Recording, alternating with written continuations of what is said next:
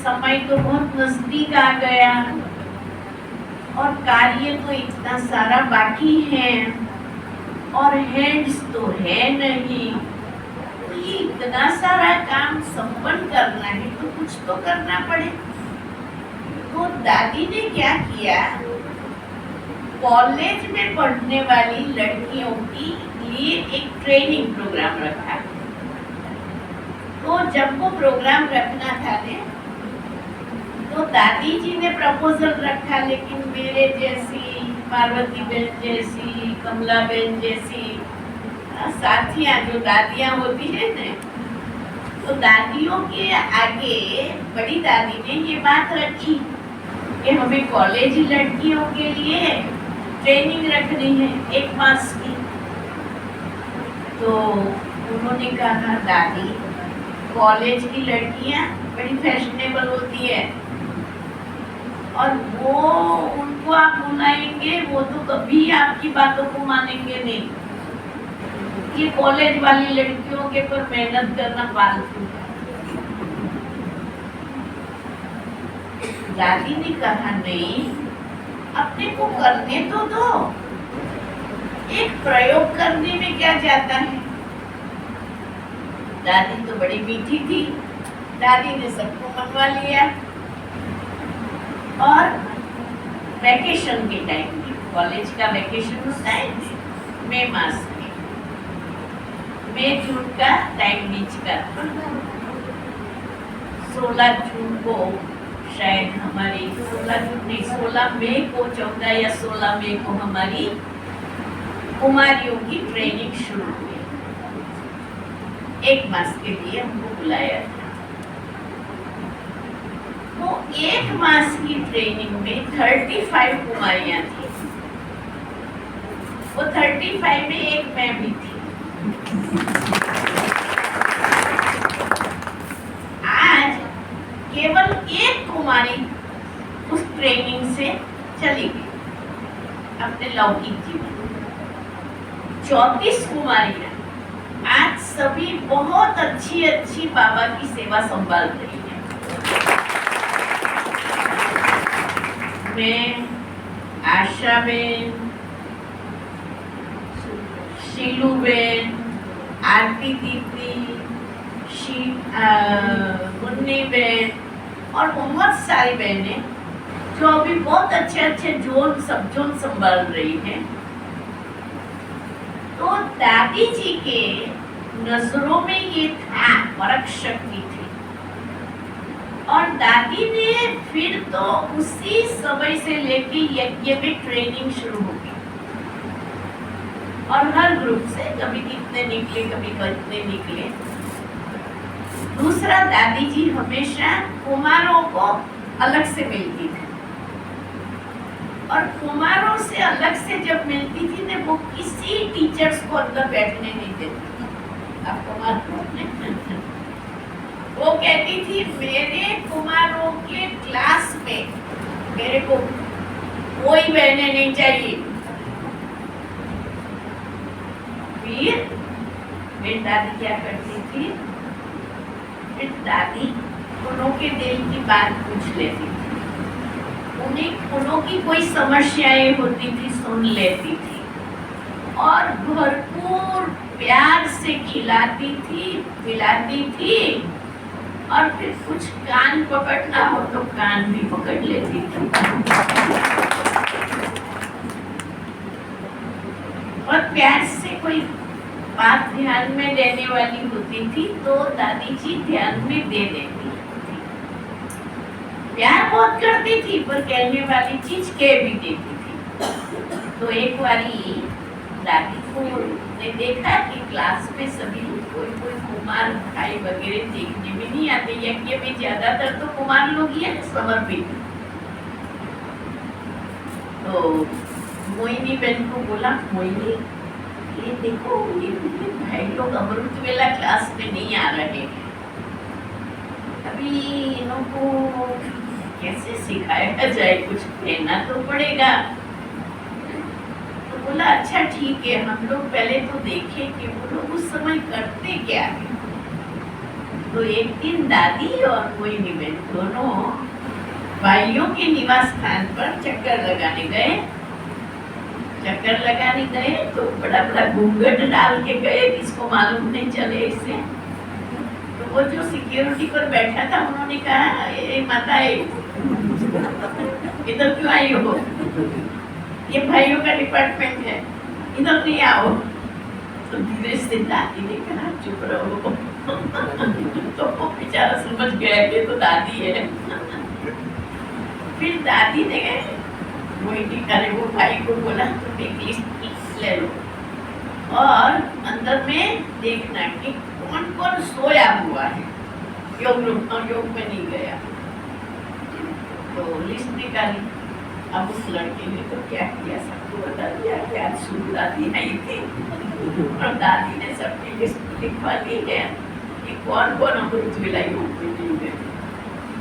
अच्छा, फिर दादी ने बोला स्पेशल क्लास रखी। स्पेशल क्लास रही, बेचारे कुमार को डर गए, बस मर गए। अभी दादी मान देगी हमको, क्योंकि उनको पता चल गया कि दादी आई थी और देख करके गई है। तो दादी ने तो सबको बुलाया, फिर बहुत अच्छी अच्छी बातें की, फिर पूली खिलाई, आइसक्रीम खिलाया, सब खिलाया और बहुत अप्रिशिएट करने की फिर बात पूछा। अच्छा अमृत वेले आप लोगों को सबको क्या ड्यूटी देती है? जिनकी अमृत वेले की कोई ड्यूटी है वो हाथ उठाओ। कौन हाथ उठाएगा? अमृत वेले किसकी कोई ड्यूटी? कौन अमृत वेला नहीं आया वो नहीं कहा, लेकिन कहा कि देखो हमारी पहली मर्यादा है अमृत वेला करना। तो अगर कोई ऐसी ड्यूटी वगैरह है तो बात ठीक है, लेकिन अगर कुछ नहीं है तो आप लोगों को लगता है अमृत वेले आना चाहिए, जो समझते आना चाहिए वो हाथ उठाए। तो कौन हाथ नहीं उठाएगा? सभी ने हाथ उठाया। सभी ने हाथ उठाया तो बोला कहा अच्छा फिर तो अब कल से रोज अमृत वेले आएंगे, पक्का है ने? सभी ने कहा हाँ दादी पक्का है। बस दादी ने मान लिया कि अभी रोज अमृत वेले क्लास में आना है। तो ऐसे मीठी मीठी दादी कान में पकड़ लेती थी। दादी को टीचर्स के लिए, कुमारियों के लिए, भाइयों के लिए बहुत प्यार, और उसी प्यार का परिणाम है कि आप हम सभी यहाँ बैठे हुए हैं। तो अपने उस भाग्य के पर ताली बजाओ।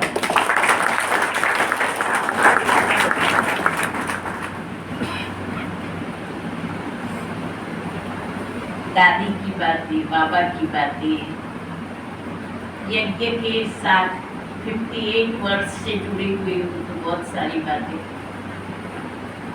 परंतु सार स्वरूप में आज तो बात करनी है ना।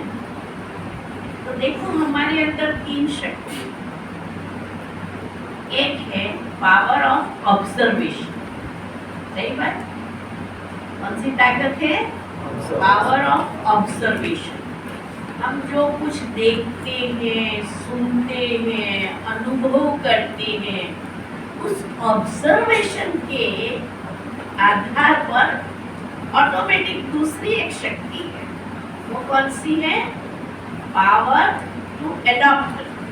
जो देखा है, जो सुना है, जो अच्छा लगा है, उसको एडॉप्ट करने की शक्ति है। अगर हम चाहें तो हम उसको एडॉप्ट कर सकते हैं। हमारी कमला बहन जी हैदराबाद में डिवाइन यूथ फोरम हुआ था, पहला हुआ था। वो उन्होंने देखा होगा, वो देख करके ऑब्जर्व किया होगा। वो ऑब्जर्वेशन के समय पर उनके दिल दिमाग में ये छाप बन गई होगी कि ये प्रोग्राम करना तो बहुत अच्छा है ना? ऐसे ही है ना? ऐसी छाप बन गई होगी। तो वो एडॉप्टेशन करने का आज समय आ गया। जैसे शिव बाबा ने ब्रह्मा द्वारा हमको अडॉप्ट किया ने, तो अभी आज शिव बाबा ने कमला दीदी के द्वारा ये प्रोग्राम को एडॉप्ट करने की प्रेरणा दे दी। हाँ, इसलिए अब एडॉप्टेशन के बाद इमीडिएट तीसरी ताकत कौन सी आती है? To organise. उन्होंने मन में ये ठान लिया, करना है, बनाना है, होना चाहिए। इतने सभी को एकत्रित करना ये मासी का घर नहीं है। जरूर उसके लिए कुछ प्रयास किया होगा, मेहनत की होगी, रोटीबेन से बात की होगी, हमारे से बात की, हमारी पार्वती दीदी से बात की, आप सभी से बात की। एक ऐसी इवेंट क्रिएट करना, तो ये थोड़ी मेहनत और मोहब्बत की बात है। दिल में वो प्यार होगा कि नहीं हमें करना है, तो ऑर्गेनाइज करने की ताकत आ गई। तो आप सभी यहाँ से ये 3 पावर भरना। कौन से 3 power? Observation, adoption and organise. और अगर भारत के हर स्टेट में भी ऐसा यूथ का एक इवेंट हो जाए, तो क्या हो जाए? क्या हो जाए? क्या हो जाए? बाप दादा प्रत्यक्ष हो जाए। ताली बजाओ। तो आप सबका परिचय तो जरूर लेंगे। अब मुझे ये याद है, बेंगलोर में अभी डिवाइन यूथ फोरम हुआ था।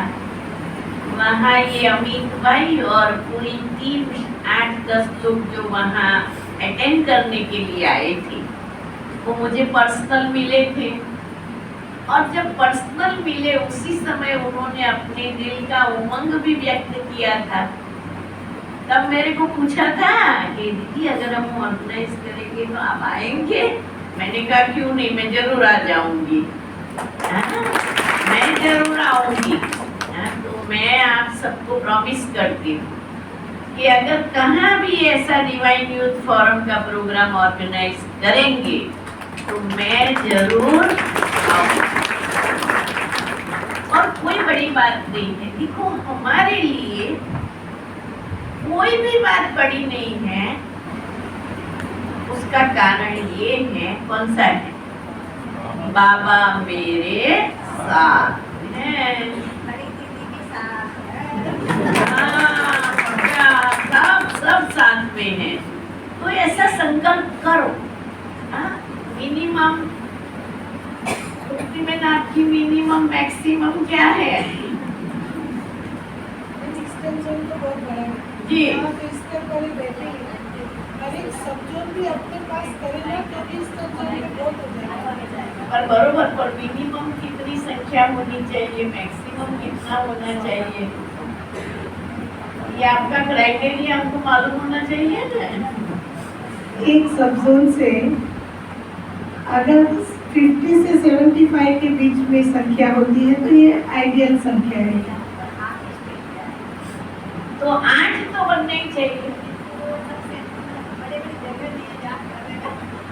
तो हमेशा ये वेलकम करेंगे। उसमें क्या, ये जगह तो है ना, हमेशा आते रहिए। ये जगह है, बाबा ने इसीलिए बनवाया है, यूज करो। देखो, काफी जगह है, जैसे गुवाहाटी में आपको ध्यान हो तो हमने बहुत साल पहले यूथ फेस्टिवल किया था, जब 150 लोग वहाँ रहे थे। तो ऐसे थोड़ा थोड़ा सॉर्ट आउट करेंगे तो अगर 50-75-100 को रखना है तो कहीं ना कहीं मैनेज हो ही जाएगा। ऐसा जरूरी नहीं है। समझो अपने रिट्रीट सेंटर्स प्लेस नहीं है, परंतु बने बनाए दुनिया में बहुत ऐसे स्थान होते हैं, तो उनको फ्री सेवा करेंगे तो आपको मुफ्त में यूज करने मिल जाएगा। थोड़ा संत है, कर सकते हैं ना। कहाँ पर? बापुड़ा। हाँ, बापुड़ा बापू आ जाएगा।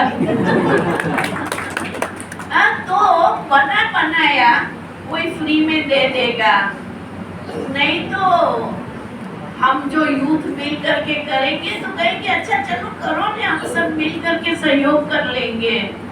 हाँ, तो बाबा साथ में है। अगर आपको 6 मास के बाद करना है तो 6 मास पहले से पानी सिंचन शुरू कर दो, वहाँ के ट्रस्टियों की सेवा कर लो, उनको बुलाओ सेंटर पर, उनको ब्रह्मा भोजन कराओ, सौगात बौगात दो, धरणी अच्छी बना लो, फिर प्यार से एक बार बोल दो हुआ ही बड़ा है। हमने तो मुफ्त में ऐसे ही सेंटर खोले हैं, क्या सुनाऊं मैं आपको मेरी कहानी। कभी न्यूज़पेपर, एक ही तो सेंटर था, फिर बहुत सेंटर खोलने का संकल्प कर लिया था। न्यूज़पेपर में देखती थी जिस एरिया में करना होता था, एडवर्टाइज देखती थी कि इस एरिया में कोई मकान सेल करने वाला है, तो सेल करने वाला ही पहले उठाती थी, फिर बात करती थी कि आपकी प्रॉपर्टी में मेरे को इंटरेस्ट है, तो तैयार हो जाता है तो मैं आपको मिलने आता हूँ, मिलने आता। देखो आप पूरा समझा करके बता करके फिर कहती थी देखो आपकी प्रॉपर्टी सेल करनी है ना, जल्दी सेल हो जाए उसके लिए अगर आप हमको सेवा में यूज करने देंगे ना, तो पहले तो वहाँ भगवान को हम याद करेंगे तो आपका पुण्य बनेगा, तो जल्दी बेच जाएगी। और दूसरा हम वहाँ एक बोर्ड लगा देंगे ये मकान बेचने का है, तो हमारे पास तो बहुत लोग आएंगे, तो आपको कोई ना कोई कस्टमर मिल जाएगा। ऐसे ऐसे 7 मकान यूज किए। अरे सेवा करो, कुछ नहीं चाहिए, बाबा हमारे साथ है। तो हर एक संकल्प कर लो कि हर सब जोन के अंदर अच्छी तरह से यूनिटी से मिल करके और ये करना है। और जरूरत पड़े तो एक दो की मदद मांग लेना। कमला दीदी तो हमारी है ही है, अमित भाई भी गाइडलाइन करके मदद कर लेगा, हमारी कृति बहन है। तो बहुत अच्छी तरह से और ये काम जल्दी जल्दी हो। आप जब इसको पूरा अटेंड, इसमें से जिन्होंने DYF कहाँ भी अटेंड किया है वो हाथ उठाएं। देखो बहुतों ने नहीं किया है। अब जब DYF अटेंड करेंगे आप, हर जगह से अगर 2, 4, 5, 6, 7, 8 आए होंगे, तो पहले अपने लोकल लेवल पर पीके का अच्छा संगठन तैयार करो, पूरे सब जोन पर मिलते रहो, मीटिंग करो, फिर उसमें से प्लान करो, कोई बड़ी बात नहीं है। वही ओम शांति।